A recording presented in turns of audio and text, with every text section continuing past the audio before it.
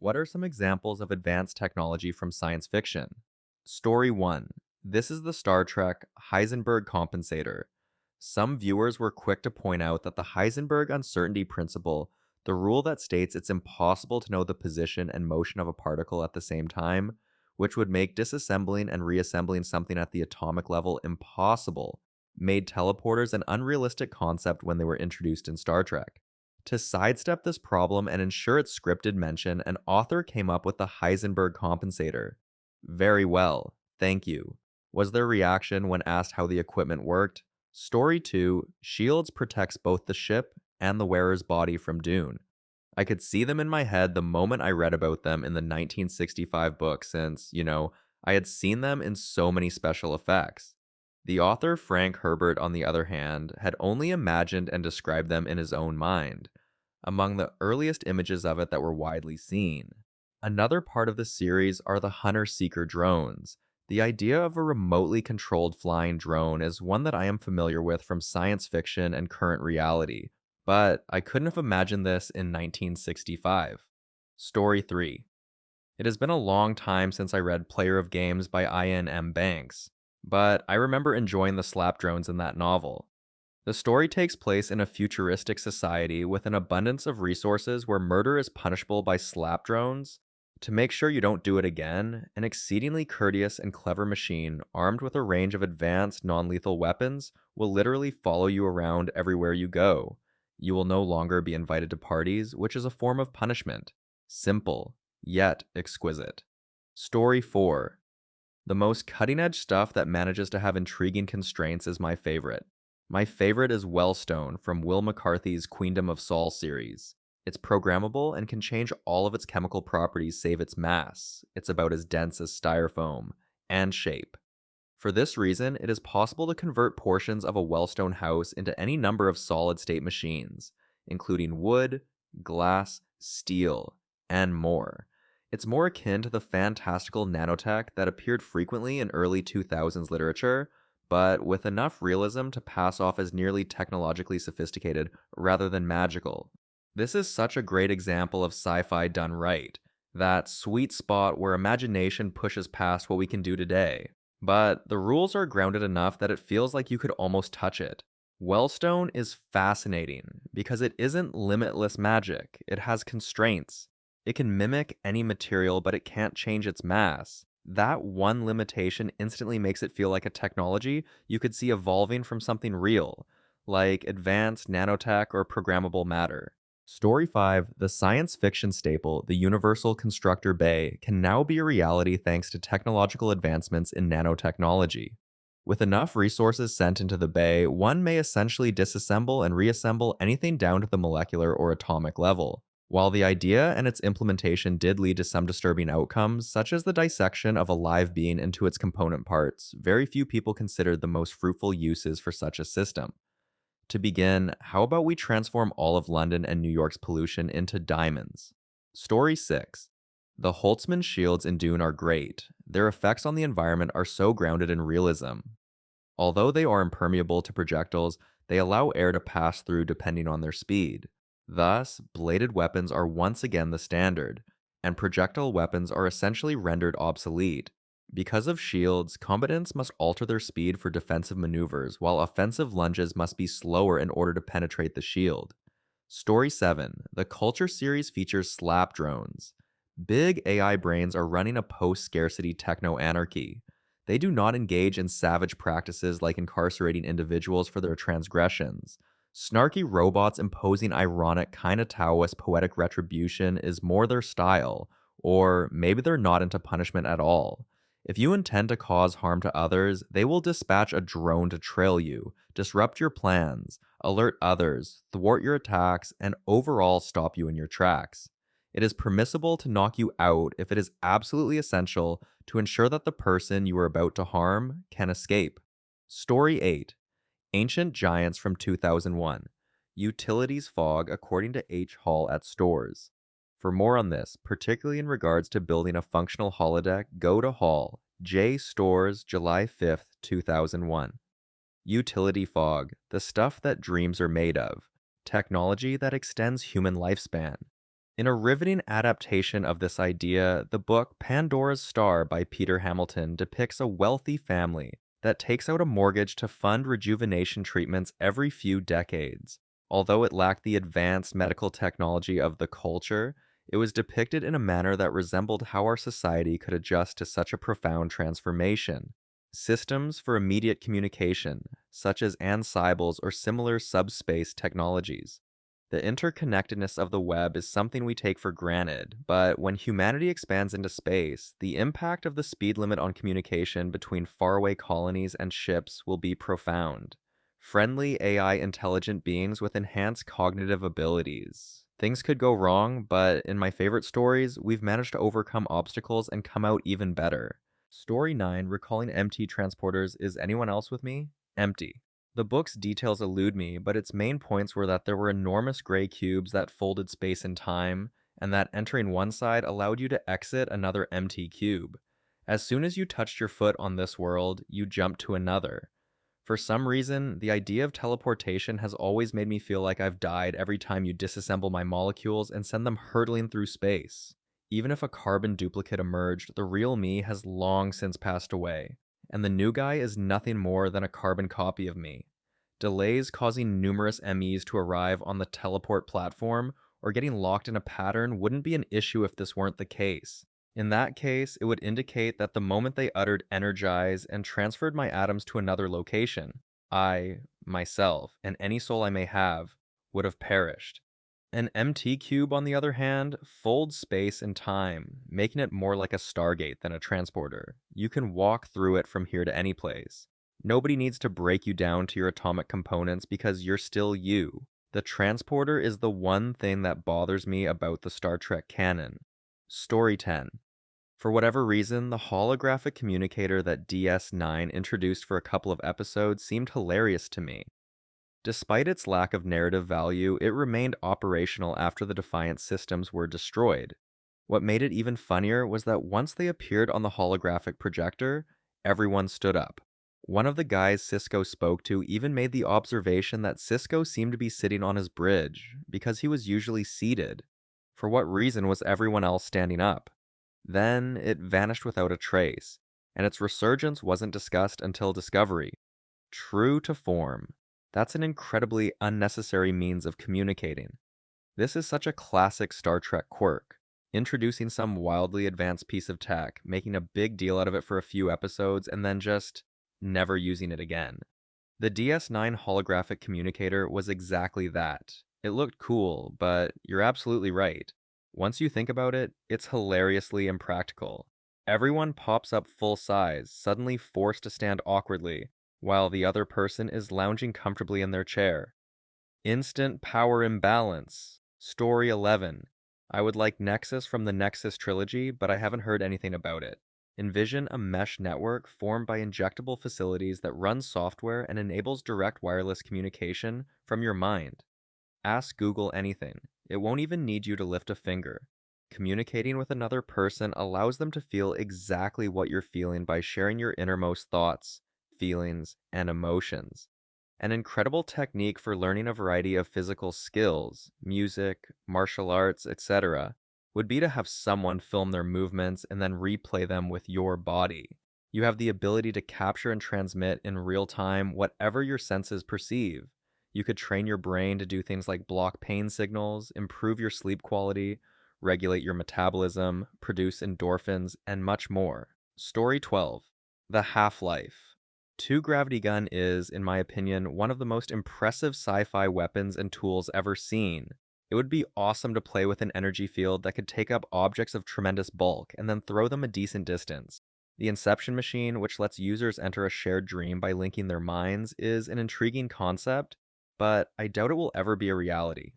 The robots, TARS, and Case from Interstellar, which were featured in another film by Nolan, offered a fresh perspective on robots and had impressive mobility. Science fiction frequently features body modification technologies that expand human capabilities. These technologies, such as neural laces, genetic modification, and cybernetic enhancement, have both positive and negative aspects. For example, in the Deus Ex games, augmented characters often take neuroposing, a drug that suppresses the immune system to ensure that their cybernetic implants are not rejected. This drug could be fatal for the user. Pretty cool, too, was the machine from Person of Interest, an artificial intelligence system that used algorithms and a plethora of surveillance cameras to predict who would be the victim or offender of planned crimes. However, the show made it clear multiple times that it was pretty dystopian. The Forerunner's fictitious technology, Hard Light, is featured in the Halo games. It allows players to construct substantial items like bridges and computer interfaces using pure energy. The Forerunners also utilize this in several of their weapons. Story 14, in essence, any of the Autodoc and Meditech ones where they treat any kind of injury or illness. Bringing my mind into the digital world seems a bit excessive. It would be fantastic, I'm sure, but taking away the ability to enjoy physical pleasures seems drastic. Since being totally digital eliminates the need to eat, since you're a digital entity, you wouldn't have to. And since I'm not daring enough to say it wouldn't be the same, I suppose it would not be that terrible after all. But even if I'm not very extroverted, I do see that it would be foolish to think we can do away with our physical bodies and still be fully human. You lose motivation for a lot of fundamental things when you don't have a physical body. During the initial years, when you don't have to worry about anything, no need to worry about food, sleep, or shelter, as long as the platform hosting your digital being is taken care of, it would be fairly neat, I suppose. But then what? Problems with mental health could still arise. For example, picture yourself for a few days in a world devoid of any sensory input. That would be absolutely impossible. You risk being completely bored unless you constantly seek out new things to learn and do. Story 15.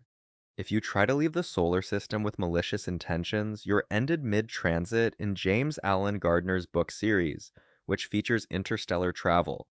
Because they are so far ahead of human affairs, the League of Peoples has no business interfering with human matters other than to establish and uphold this rule.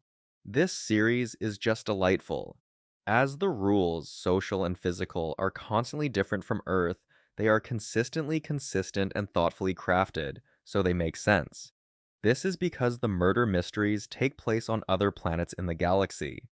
In most cases, the protagonist is an Explorer Corps member. Persons designated to serve as the ship's first on the ground. A red shirt deployed alone to a planet to assess its hazard level. Members of the Explorer Corps were intentionally born with modest defects so that their crewmates would be less devastated by their demise. A delightful universe it is. Story 16.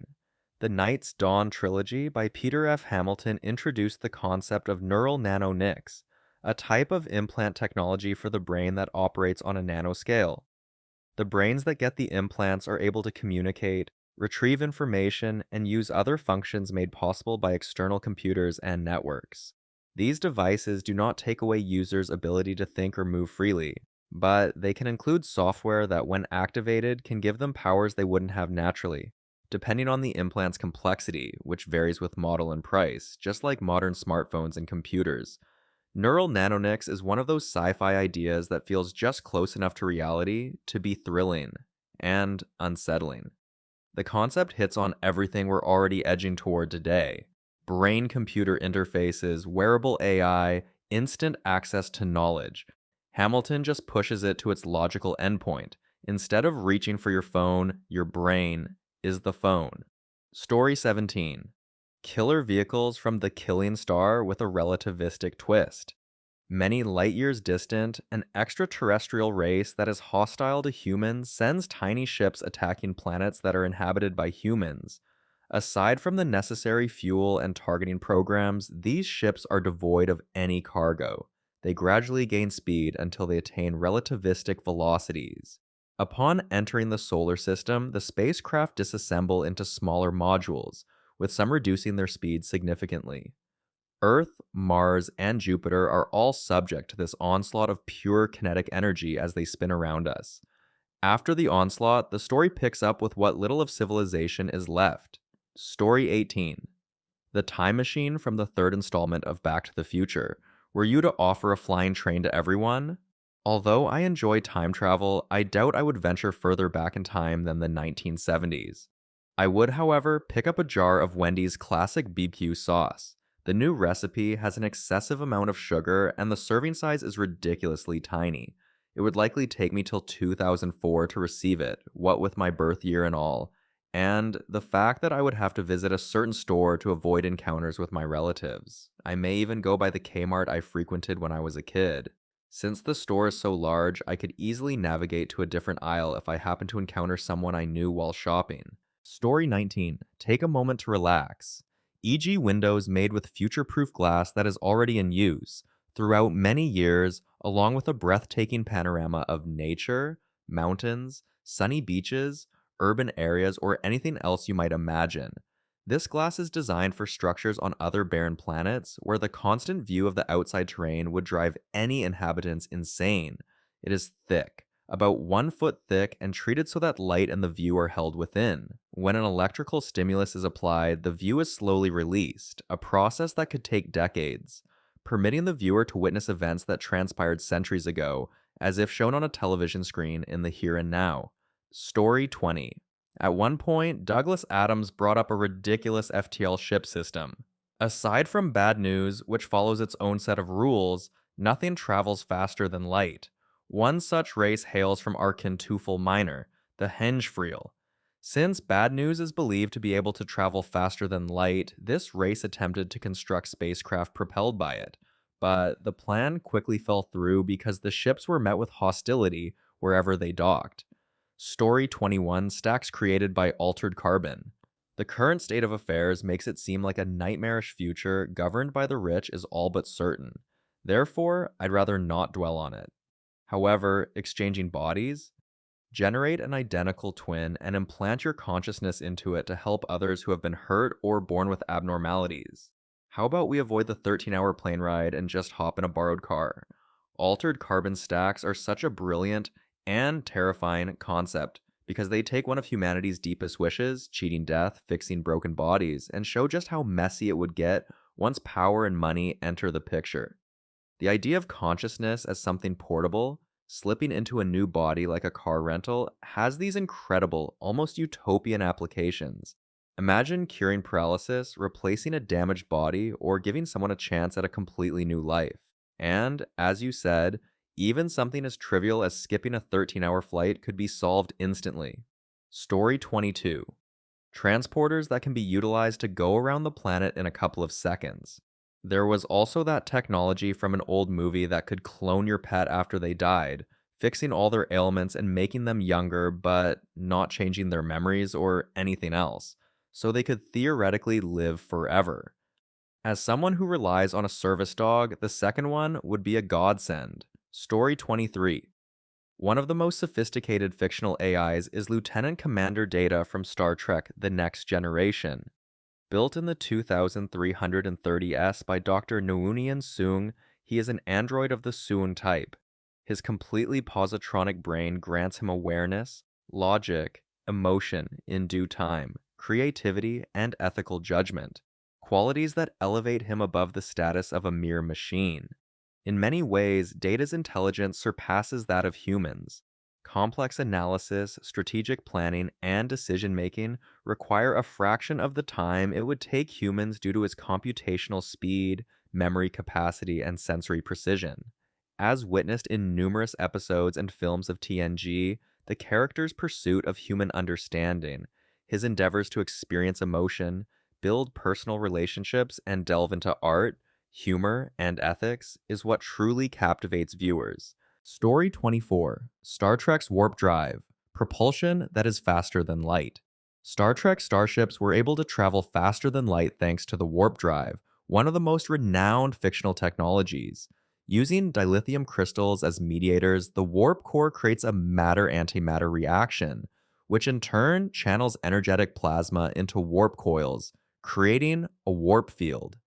This field compresses space ahead of the ship and expands it behind, forming a warp bubble that relativistically allows it to travel faster than light. In the realm of applied physics, the idea is analogous to the Alcubierre drive, which Miguel Alcubierre put forward in 1994. A spacecraft might be propelled in a flat space-time bubble according to a solution to Einstein's equations, with space expanding behind it and contracting ahead. Although consistent in theory, The formation of the bubble necessitates exotic negative energy density, which is either not observed or produced in sufficient quantities. Story 25. Holosuite, Star Trek The Next Generation Virtual Reality Environments. On Starfleet starships, you'll find the Holodeck, a virtual reality room filled with lifelike simulations of locations and personalities created using holograms, force fields, and physical structures derived from replicators. In a holographic environment, users can move freely, touch virtual objects, and converse with hologram characters as if they were in the same room. To provide an interactive and totally immersive experience, it uses projected 3D holography, force field generated haptic input, and occasionally limited matter replication. In the story, holodecks serve as virtual classrooms, reconstructions for investigations, places to unwind and have fun with friends, and places to practice special skills. Holodeck poker matches between Data and famous people, Newton, Einstein, Hawking, in Descent, and similar episodes show how holotechnology may be used for more than just deception in interactive storytelling and education. Story 26. An iconic tool of science fiction, the lightsaber has become instantly recognizable in the Star Wars canon.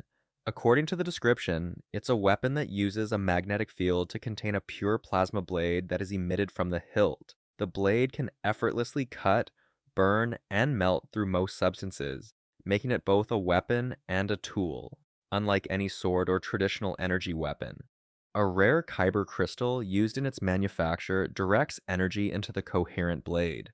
The lightsabers of the Jedi and Sith can vary in design, with some having two blades, some having curved hilts, and yet others having crossguards. Lightsabers are such an iconic piece of sci-fi because they balance style, philosophy, and sheer danger so perfectly. They're more than just weapons. They're a symbol of discipline, legacy, and identity. The idea of a plasma blade shaped and contained by a rare crystal is wild, yet somehow feels believable in the Star Wars universe. And the variations, double-bladed, curved hilts, crossguards, add even more personality. It's part weapon, part art form, and part rite of passage. Story 27. A common theme in science fiction is terraforming, the process of altering a planet's ecosystem in order to support life similar to Earth's. To make a planet habitable for complex life without the need for artificial life support systems, the procedure often entails changing the weather, elevation, surface topography, and ecology. The Expanse, Dune, Star Trek, Red Mars, Kim Stanley Robinson, and innumerable more science fiction series feature this technology. Terraforming is often depicted as an enormous task that could take hundreds of years to do in various stories. Common approaches typically considered are changing or thickening a planet's atmosphere through the release of engineered microbes or the pumping of greenhouse gases is known as atmospheric modification. Oxygen production, a process that uses plants, nanomachines, or algae to create oxygen over time. Regulating the climate involves using reflectors or mirrors in Earth's orbit to either warm or cool the globe. Once the foundations are laid, it's time to seed the ecosystem by introducing new species of plants, animals, and microbes. Exploding controlled nuclear explosions to unleash confined gases or melting the polar ice caps to form oceans are examples of geological engineering. When people talk about terraforming, it usually brings up ethical and philosophical concerns like, is it right for humans to change other planets? If native species do exist there, what would happen? Mars is terraformed over the course of several centuries as part of a national mission in the Expanse, illustrating how the objective becomes an integral aspect of national identity. At the same time, Red Mars delves into the process from a scientific and political perspective. In reality, researchers are looking into preliminary ideas for terraforming Mars, like warming the surface with greenhouse gases. But our present technology isn't nearly advanced enough to engineer a planet. An ambitious, scientifically grounded, philosophically motivated long-term goal of humankind's space exploration is terraforming. Story 28. Inspiration for Science Fiction, 2001. A Space Odyssey, 1968. Conceptually revolutionary for its time, Stanley Kubrick's 2001 A Space Odyssey featured futuristic video calls. Video conferencing has become commonplace with the advent of systems such as Zoom, Skype, and FaceTime, which emerged some decades ago. The use of video chats for business, school, and family communication became very important during the COVID-19 pandemic. This technology, which seemed far-fetched at the time, is today essential for international communication, demonstrating how science fiction concepts may become useful resources. Story 29. The process of 3D printing. Source material for the 1987 Star Trek The Next Generation episode. The replicator.